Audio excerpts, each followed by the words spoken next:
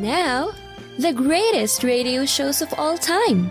Suspense. The Shadow Node. Washington calling David Harding, counter-spy. Classic radio theater. The Great Gildersleeve. Fibber McGee and Molly. Dragnet. Gunsmoke. The Lone Ranger. Now, step back into our time machine with your host, Wyatt Cox. Good evening, friends of the Inner Sanctum. Science fiction this hour with an episode of X-1. This episode, entitled At the Post, was originally broadcast August 15th, 1957, and this one is a strange one. Countdown for blast off. X-5, 4, 3, 2, X-1, fire.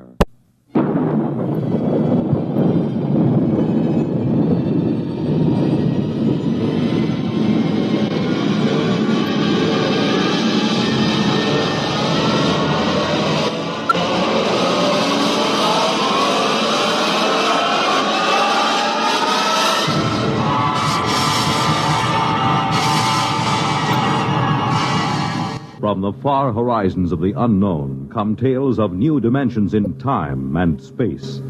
These are stories of the future, adventures in which you'll live in a million could-be years on 1,000 maybe worlds. The National Broadcasting Company, in cooperation with Galaxy Science Fiction Magazine, presents X minus 1.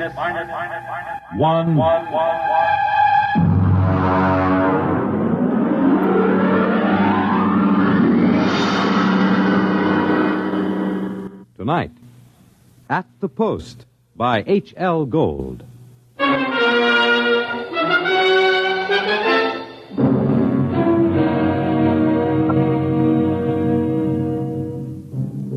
When I come into the Blue Ribbon on 49th Street west of Broadway, I could tell right away nobody told Doc Hawkins about my misfortune. Doc, who ain't one really, writes a daily medical column for the Racing Form, and we're celebrating his being sprung from the alcoholic ward. He got one look at me and he choked on a piece of gefilte fish. What happened? What happened? Look at that. Clucker's become a character. Now, lay off, Doc. Look at that, a gray flannel suit, a black tie. Clucker, where is your purple and green check sports jacket? Where are your two-tone suede shoes? Why, you've become a character. That was Zelda's idea. She wanted to make a gentleman out of him. Wanted to? Why, you two kids got married just before they took, my snakes away. Don't tell me you've, fit already. You don't know, Doc? No, what happened? Well, it was right after you tried to take the warts off the fire hydrant that Zelda started hearing voices. It got real bad. How bad? Well, she's at Glendale Center upstate. I just came back from visiting her. Well, did the psychiatrist give you a diagnosis? Yeah, I got it memorized.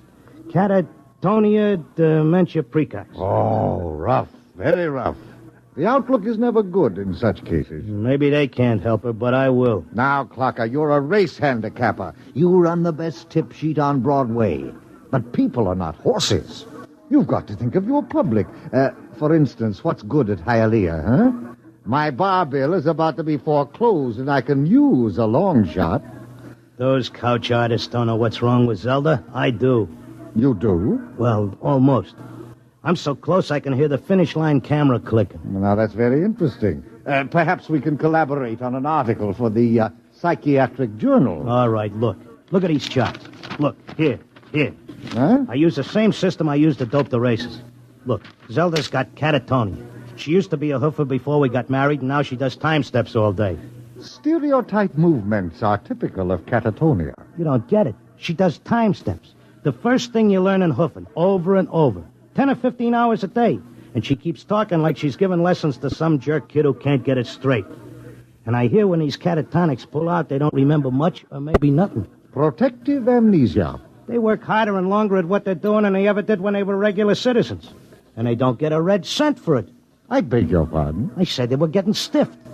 Anybody who works that hard ought to get paid. I don't understand what you're getting at.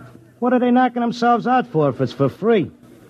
Doc, I tell you, I miss that mouse. I gotta save her. She can't see or hear us, but she can sure see or hear something. And I'm gonna dope her. Parker, it's too much for you. Too much for me, huh? Who was it said Warlock had turned into a dog in his third year? Who was it had 7 winners the opening day at Belmont? You take my word for it, Doc. I'll beat the schizophrenia handicap.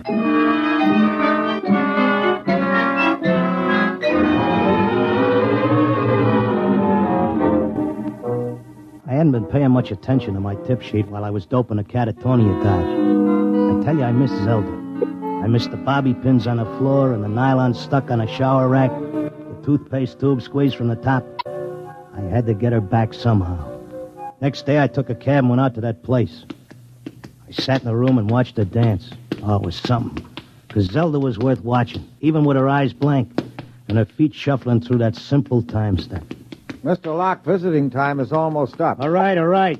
Zelda. Listen, Zelda. How long can they take to learn a time step? She can't hear you. Look, kid, I don't know who these squares are that you're working for, but tell them if they take you, they gotta take me too, you hear?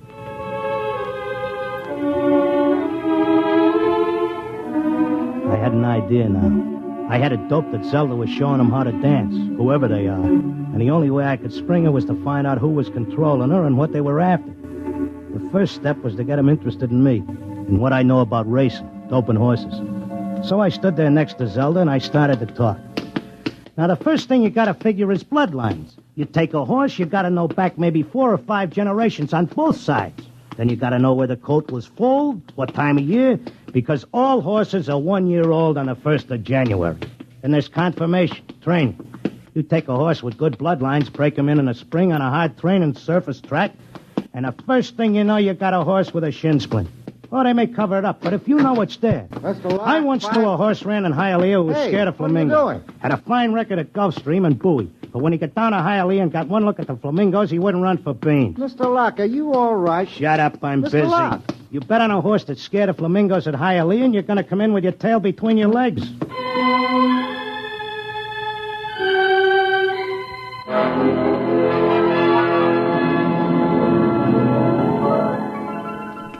I kept coming back every day.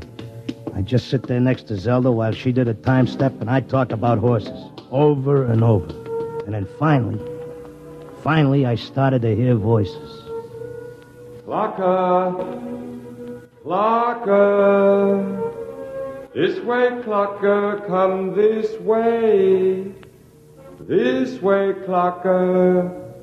Come on now, come with me. Like it was a fog, I could see the attendant in his white coat, asking me questions, and I couldn't hear him. I knew I just kept on talking about the horses. And then suddenly I wasn't there. I was somewhere else. I was in a big square, and the buildings looked like the new Roosevelt Raceway, all modern. Or maybe like the World's Fair.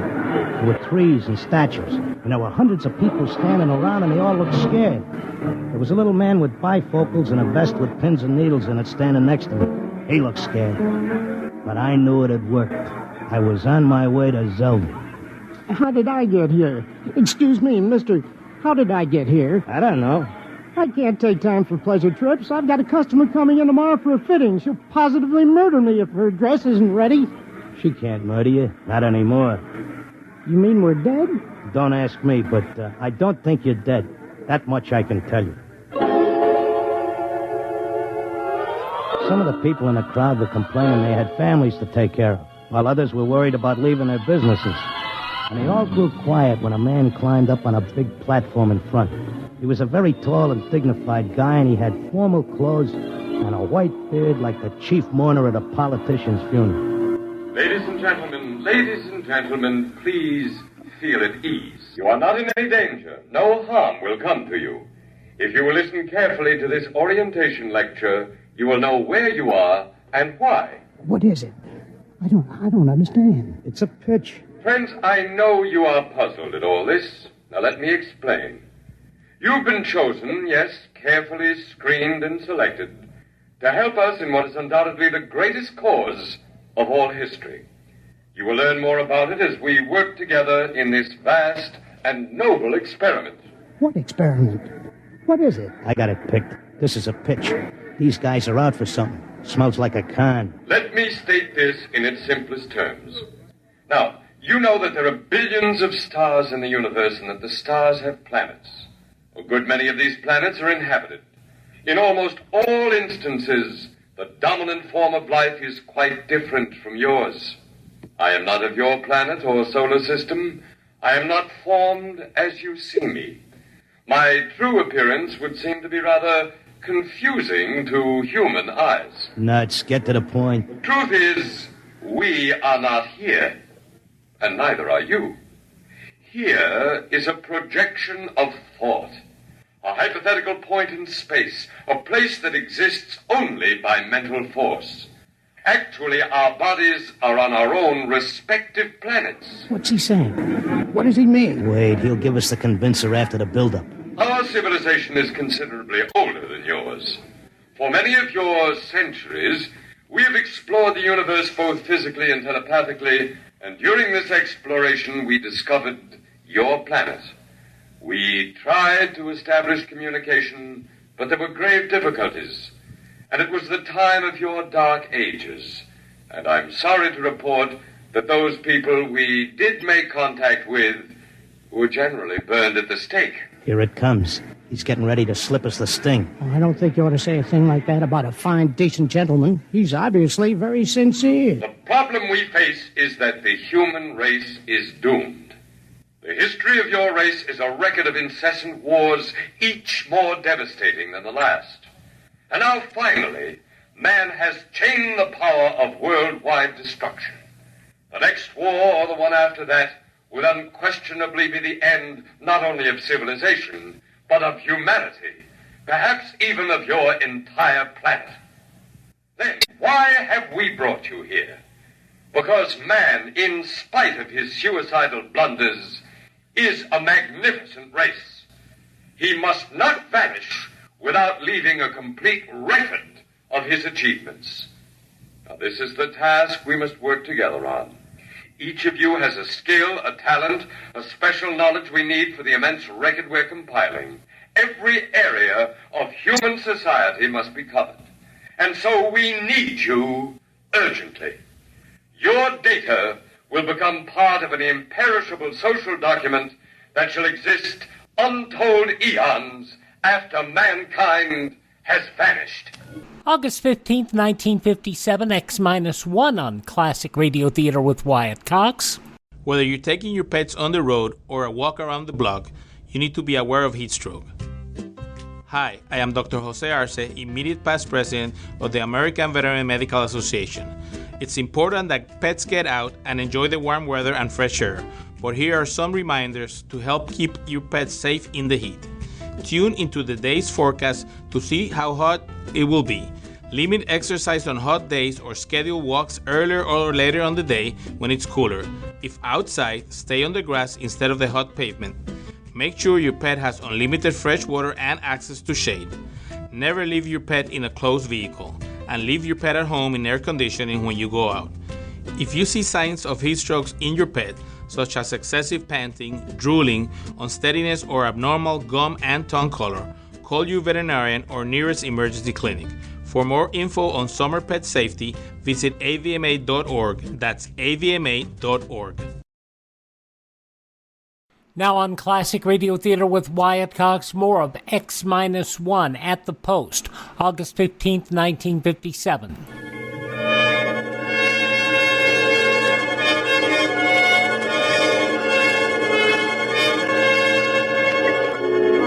Oh, he had a slick con. He had that crowd in the palm of his hand like a small-time grifter selling pearl necklaces on 6th Avenue. They all cheered.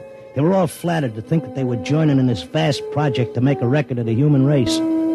After a while, they broke us up into divisions, and I got herded into a building marked Sports and Rackets. They took my name and my occupation like I was applying for unemployment insurance. Now, here's our problem, Mr. Locke. We're making two kinds of perpetual records. One is written, more precisely, microscribed. The other is a wonderfully exact duplicate of your cerebral pattern, in more durable material than brain matter, of course. Of course. The substance we use in place of brain cells absorbs memory quite slowly. But you'll be happy to know that the impression once made can never be lost or erased. Delighted, tickled to pieces. I knew you would be. Well, let's proceed, shall we? First, a basic description of horse racing. I started telling them about horse racing, but they held me down to one sentence. They said I had to repeat it over and over so that recording thing could get it. They had a picture of my body back on Earth lying in a bed in a hospital just saying that one sentence over and over again. Well, that's enough for today. Isn't it amazing?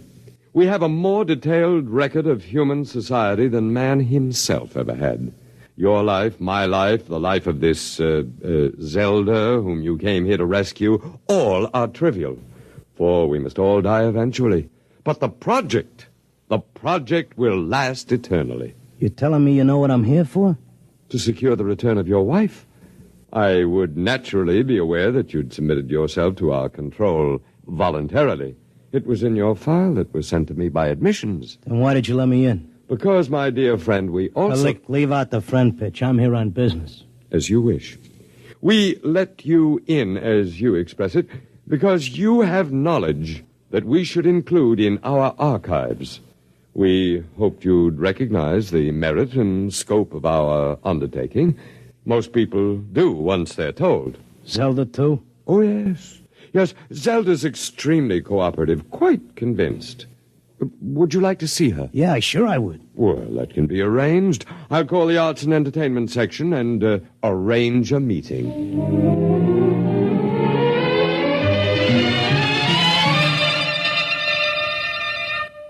Zelda, baby. Clocker. Let's get out of here. Oh, hello, Clocker. Aren't you glad to see me? I spent months and shot every dime I've got just to find you. For sure I'm glad to see you, hon, but I can't waste any time. This work is so important. I want to talk to you. That con artist with the white beard said... isn't he wonderful, Clocker? Aren't they all wonderful? Regular scientists devoting their whole lives to this terrific cause. What's so wonderful about that? They could let the Earth go boom. It wouldn't mean a thing to them. Everybody wiped out, just like there never were any people. Not even as much record of us as the dinosaurs. Gee, wouldn't that make you feel simply awful? I wouldn't feel a thing. All I'm worried about is us, baby. Who cares about the rest of the world doing a disappearing act? I do, and so do they. They aren't selfish like some people I could mention. Selfish? You're darn right I am. Zelda, listen. I'm selfish because I got a wife and I'm nuts about her and I want her back. I have to help out on this project. It's the least I can do for history. History? What did history ever do for us? Go turn in your time card, baby. Tell them you got a date with me back on Earth. No, this is my job as much as theirs. More even.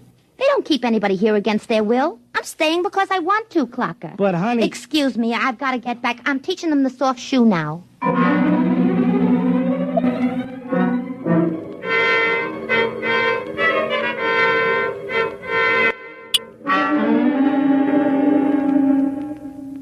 Are you satisfied now, Mr. Locke? Listen, take away the doom push and his racket folds.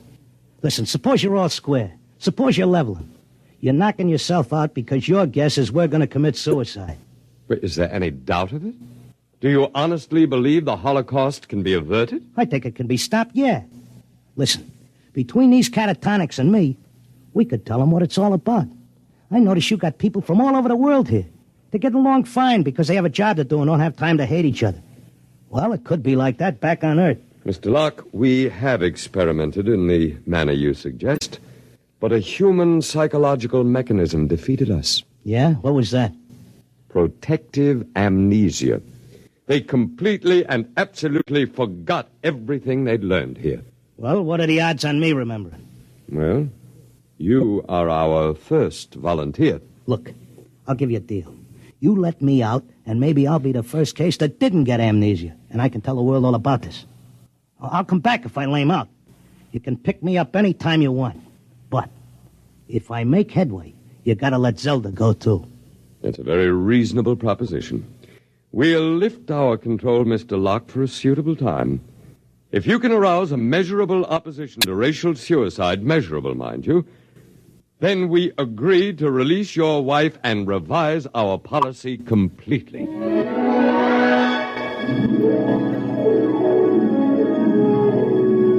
I came to at Glendale. It took me about 2 weeks to convince them that I was all right again. But I had to convince the world that they were throwing a race and that they needed a saliva test. So I started to write it all out in my tip sheet, in and around the horses. Around that time, I ran into Doc. Clocker, my boy, you've no idea how anxious we were about you. But you're looking fit, I'm glad to say. Thanks. I wish I could say the same about you and the rest of the world. No need to worry about us. We'll muddle along somehow. You think so, huh? I'm glad to see you've got your tip sheet going again. As long as the bobtails run, who cares what happens to anything else?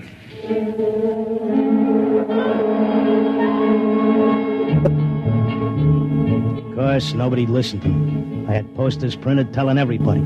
I hired sandwich men to walk through the city. I made speeches in Columbus Circle. I told everybody doomsday was near. I sent letters to Congress, to the UN, editors of newspapers. Nobody paid any attention. I sneaked into the balcony of the General Assembly and tried to shout a speech, and they threw me out, very polite. I wrote the whole thing up for a magazine, and they printed it and sent me a check and told me if I had any more fiction, they'd be glad to run it. They kept trying to tell everybody the truth about the catatonics. We ought to go to the hospitals and get ourselves let in and have the aliens take over and show us where we're going. But nobody would listen. And then finally, I went back out to Glendale. Oh, Mr. Locke, we were wondering when you'd come visit your wife. You been away? I want my old room back. But you're perfectly normal. Give me half hour alone, and you'll be glad to give me my room.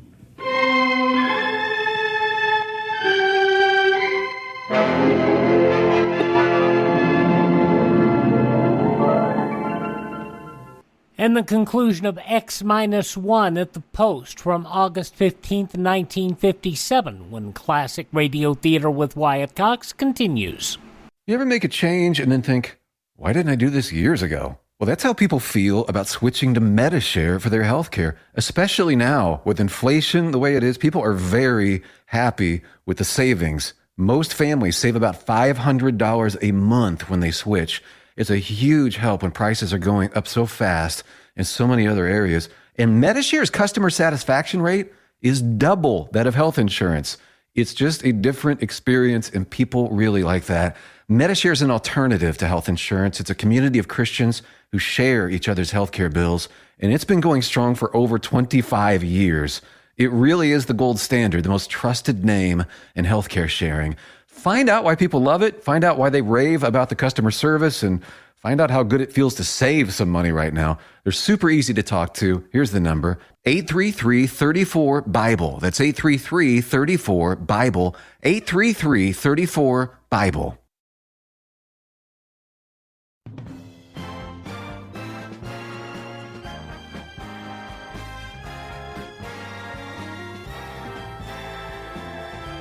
Now on Classic Radio Theater with Wyatt Cox, the conclusion of X-1 at the races, August 15th, 1957. Well, here I am back again. Oh, Mr. Locke. Okay, I'll give you all the rest of the dope on racing. You won't have any trouble with me. Then you're convinced you failed. I'm no dummy. I know when I'm licked. So do we, Mr. Locke. Naturally, you have no way of detecting the effect you've had. We do. The result is that because of your experiment, we're gladly revising our policy. Huh? Is this a rib? Nobody listened to me. Oh, but they did. Visits to catatonics have increased considerably. When the visitors are alone with our human associates, they tentatively follow the directions you gave them in your article. Not all do, to be sure. Only those who feel as strongly about being with their loved ones as you do about your wife. We've accepted 4 voluntary applicants. You mean I made it? That's right. Before long, we shall have to increase our staff as the numbers of voluntary applicants increases geometrically, and then we'll be able to release the first group to go back and carry the message. Whenever you care to, Mr. Locke, you and your wife are free to leave. Okay, but I'll tell you what. I owe you plenty. I'll help make that record before I go. I'll teach you how to dope the horses. Is that what you want? Why, yes. All right, then, let's go. The quicker we get started, the quicker we can get back.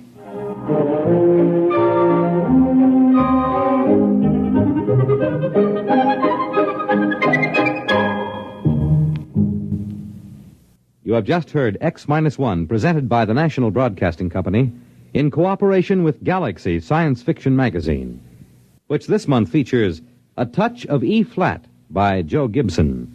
A story with a warning. Never let anyone point any weapon at you, even something as harmless-looking as a water pistol. It may be a cooling gun. Galaxy Magazine on your newsstand today. Tonight, X-1 has brought you At the Post, a story from the pages of Galaxy written by H.L. Gold and adapted for radio by Ernest Kenoy. Featured in our cast were Frank Maxwell as the clocker, and Thomas as his time-steppin' wife, Zelda, Arnold Moss as the otherworldly one, John Griggs as the doc who wasn't one, really, and Sam Raskin as the confused little tailor with his mouth full of pins. Your announcer, Fred Collins. X-1 was directed by Kenneth McGregor and is an NBC Radio Network production.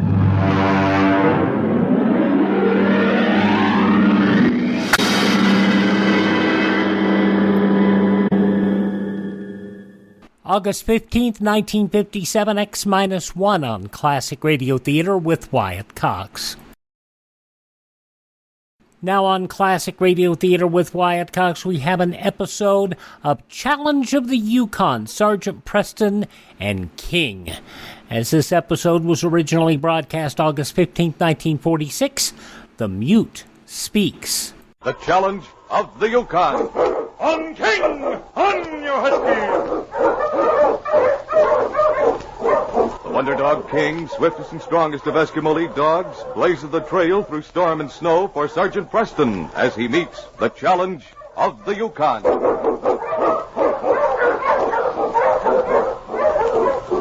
Sergeant Preston was typical of the small band of Northwest Mounted Police who preserved law and order in the new Northwest country, where the greed for wealth and power led to frequent violence and bloodshed.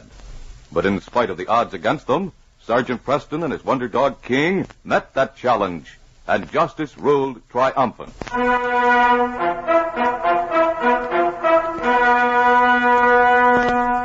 The stern face of Inspector Grayson relaxed into one of his rare smiles as the tall, broad figure of Sergeant Preston came into his office. Beside the younger Mountie was a big gray dog that stayed close beside him and seemed to reflect his master's deep respect for the authority of the Northwest Mounted Police. Well, hello, Sergeant. I'm certainly glad to see you.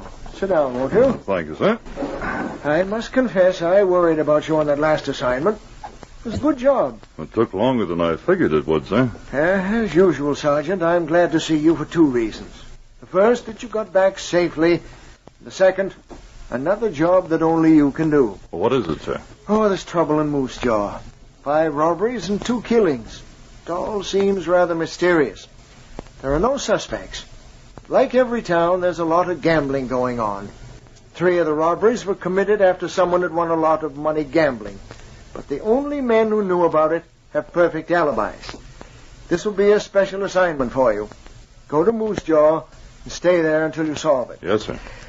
There. Every time I send you out on a tough case, I feel a sense of relief, as if it were already half solved. Well, thank you, sir. Oh, you and that dog of yours. I wish more of our men had dogs like that. Well, there aren't any more like him, Inspector. Oh. I'll leave for Moose Jaw at once.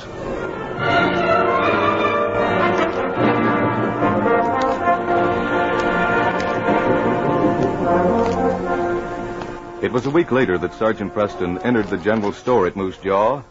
Frenchy LaRue's proprietor was an invaluable source of information about the happenings in the town. Hello there, Frenchy. Hello, Sergeant. Well, so glad I am to see you. You just come to town now? Yes. Going to stay for a while. It is time someone come to stop all these crime that go on. That's what I wanted to ask you about. Only last week we have another robbery. Oh? Sam Jones, he has $500 stolen that he win at poker. Was he robbed on the way home? No. No, he is get home and is half asleep. Of course, Sam feel pretty groggy after so much poker and drink. Well, how'd the thief get in the cabin? Well, Sam, he think perhaps he don't lock door. All at once, someone hit him overhead with lead pipe or something. Of course, it is good that Sam have good hard head that does not break. But in morning, all his money is gone. And he has nothing but big lump like chicken egg left on his head. Well, who was playing with him that night? 5 men play. Let me see, there was...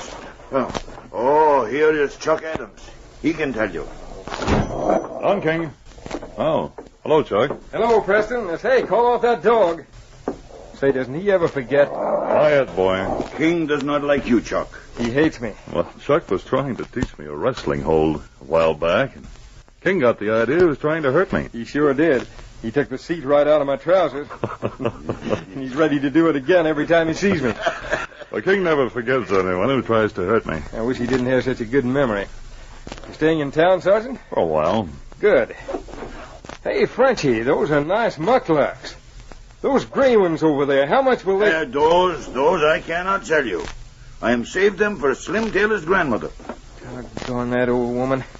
Every time I want something, you're saving it for her. Who's Slim Taylor? Oh, he is a nice young man who has come to town. I don't share your opinion of him. Oh? What's wrong with him, Chuck? I can't put my finger on it exactly. Everybody thinks he's wonderful because he takes such good care of his grandmother. I don't see why he brought an old woman like that way up here. He must support her. Poor woman. She cannot talk. You mean she's mute? Yeah, something happened to her and she can't speak a word. Lost her voice some way.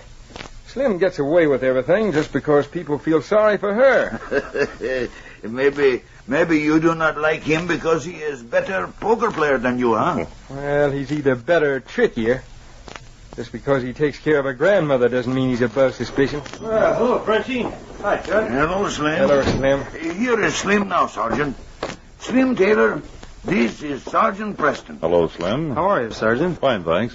I have saved these mucklucks for your grandma like you tell me to, Slim. Well, thanks, Frenchie. I've got her out in front on the dog sled. Why, kind of cold out there for an old woman, isn't it? Well, she doesn't like to meet people. Can't speak. Yes, I know. How about coming over to my cabin for some dinner, Sergeant? You promise your dog won't eat me up? Well, I'd be glad to, Chuck. I'll see you later, Frenchie. Come back after dinner, Sergeant.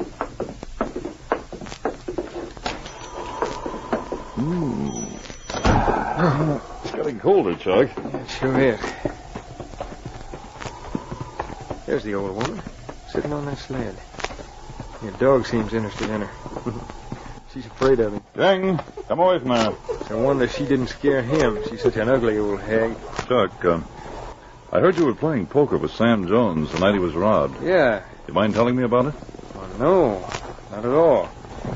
Sam, Slim, and Bart Jacobs and Sandy McGregor and I were playing. We'd set a time limit, and we're playing the last hand. It was Slim's deal. And on the second draw, I held a pair of aces and drew 2 more. Oh?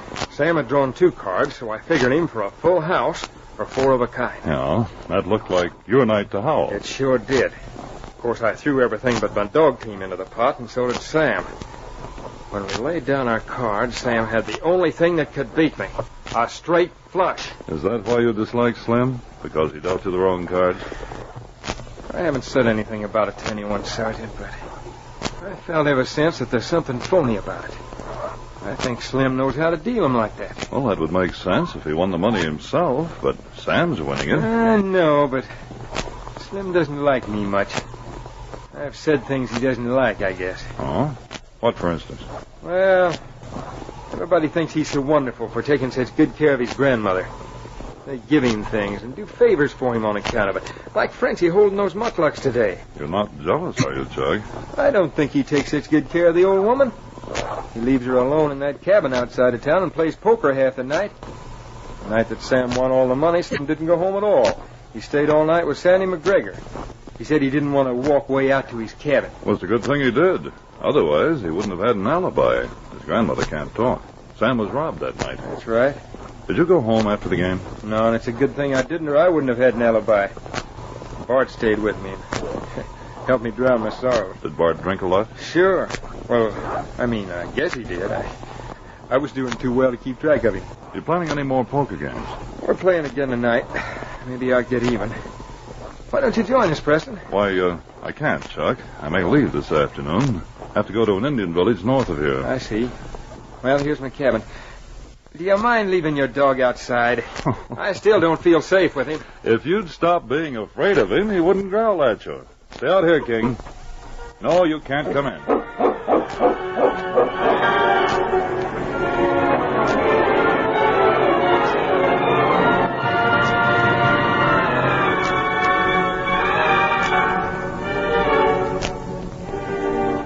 About an hour later, Sergeant Preston drew Frenchie into the back room of the store where they could talk privately. Frenchie, I want you to help me. Oui, Sergeant. Oui.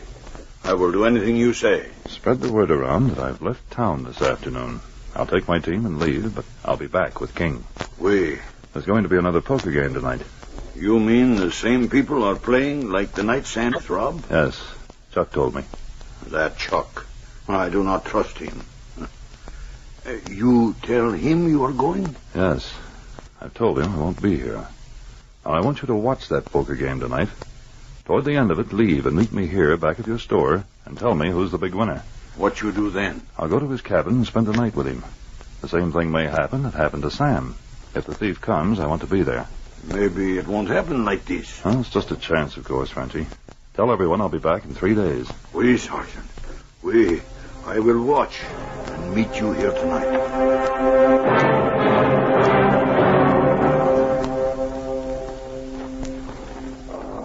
Quiet, boy.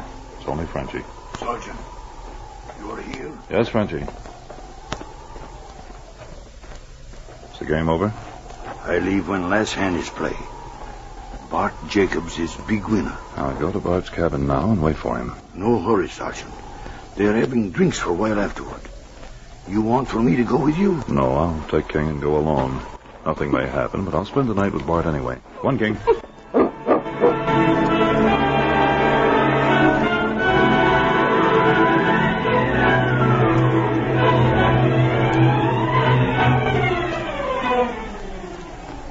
As Preston and King approached the cabin of Bart Jacobs, they saw no light. Oh, Bart isn't home yet. Hope he left his door unlocked.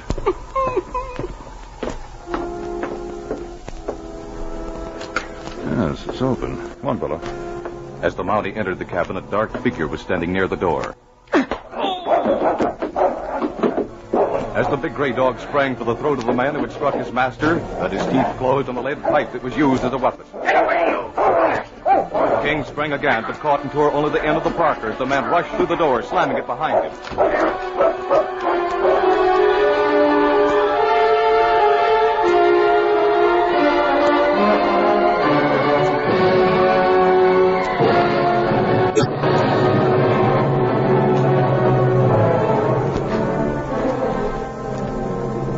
The following morning, Sergeant Preston and King found Frenchy alone in his store. As the Mountie threw back the hood of his parka, French's mouth opened with astonishment. Sacre bleu, Sergeant. Huh.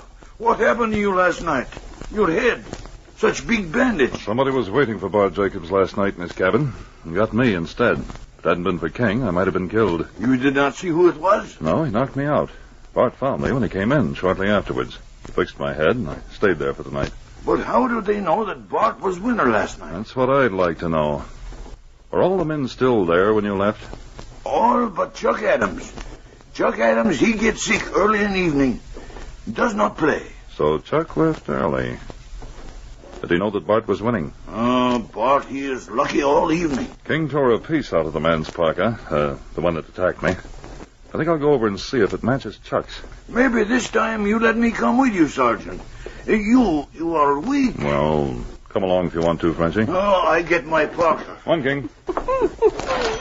Oh, hello, Sergeant. Hello, Slim. Hi, Frenchy. Hi. I wonder if I could get some supplies. You want very much? I must go with Sergeant Preston. Oh, I won't take long. I'm taking my grandmother over to Selkirk. She's going to stay with the wife of a friend of mine, going on a hunting trip. She's outside on the sled now. Take your time, Frenchy. I'll wait outside for you. Come on, King. There. What you want, Slim? Out you go, fella. What's wrong with you, King? Help! Take him out! Get away! Help! King, stop! Back, boy! Stop him! He's killing my grandmother! He will kill that old woman! King! Like I say, get back! Take him out! Keep him away from me! My grandmother! Oh, that crazy Get killer. up, Hill. So this is your grandmother, eh, Slim? Why, it is man. He was disguised as a woman. The reason he didn't talk was because he couldn't disguise his voice. Chris, you fool. Why didn't you keep still? And that piece torn out of your parka, I think it matches this one in my pocket. Then he is man who attacked you last night? Yes. But King was the only one who knew it. Just a minute, Slim. I wouldn't try to leave if I were you. Well, you haven't anything on You're me. under arrest. You and your grandmother. But I do not understand. Well, it's clear now, Frenchy. Chuck was right. Slim does know how to deal poker hands. He knew who the big winner would be before the game even started, and had his so-called grandmother waiting at the winner's cabin for him when he came home. Slim always stayed with someone and had a perfect alibi. It was quite clever. That rotten cur. If it hadn't have been for that King dog... never forgets anyone who attacks me. If it hadn't been for King, you'd have gotten out of town safely. This would have been your last job in Moose Jaw, Slim. Now it's your last job anywhere. Isn't it, King?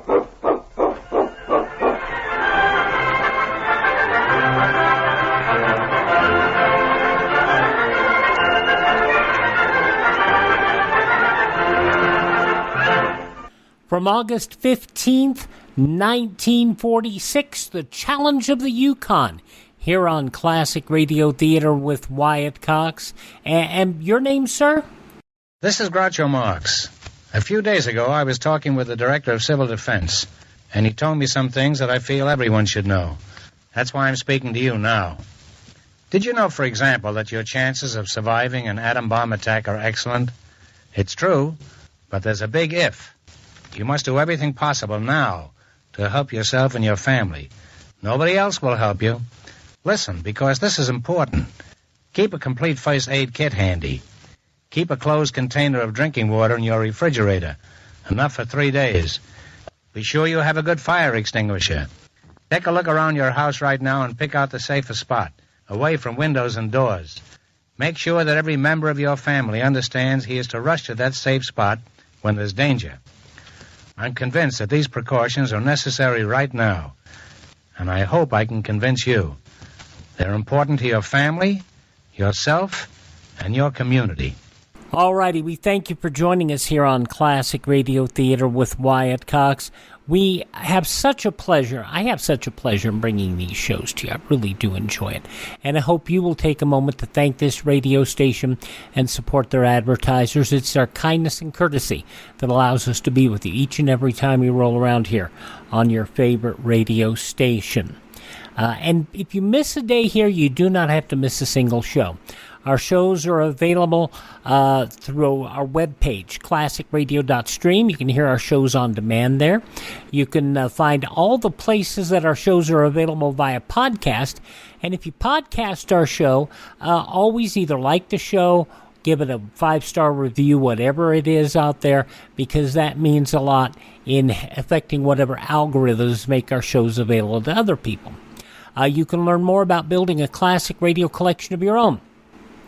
You can also contact me directly, find our social media links, and you can also buy me a coffee if you want. That coffee money doesn't go for me to buy coffee because I don't drink coffee, but it helps us expand our classic radio theater collection so that we can bring you additional shows you haven't heard before. That's right at classicradio.stream, classicradio.stream. Thank you for listening. Tell all your friends the great radio shows are right here at this spot on the dial. Classic Radio Theater with Wyatt Cox on your favorite radio station.